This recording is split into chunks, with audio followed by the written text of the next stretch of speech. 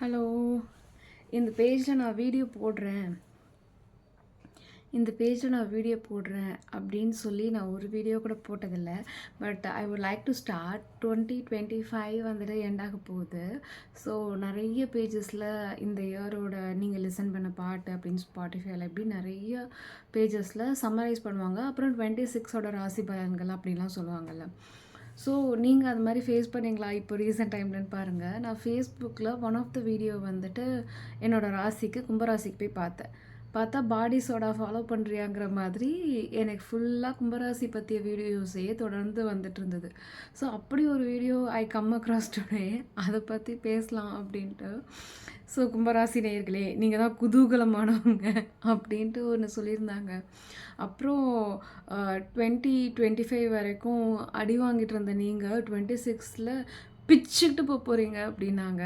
அது எந்த டோனில் எடுத்துக்கிறதுன்னு தெரியல. பிச்சுக்கிட்டு போகுது அப்படி எடுத்துக்கிறதா, அதாவது பாசிட்டிவாக நெகட்டிவாக எடுத்துக்கிறதான்னு தெரியல. பட் ஸ்டில் அப்படி சொன்னாங்க.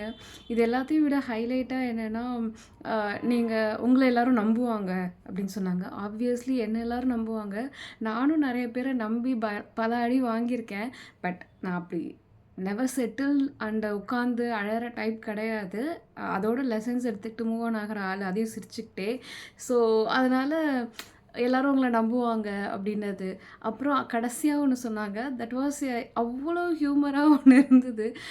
கும்பராசி நேயர்கள் வந்துட்டு எதுக்கும் பயப்பட மாட்டாங்க. குருவை வந்துட்டு பாக்கெட்லேயே போட்டு சுற்றுவாங்க. ஏன்னா அதனால தான் அவங்க பயப்பட மாட்டாங்கன்னு சொன்னாங்க. அது ரொம்ப ட்ரூ, 100%. ஏன்னா என் ஹஸ்பண்ட் பேர் குரு. அதனால் தட் இஸ் ஸோ ட்ரூ.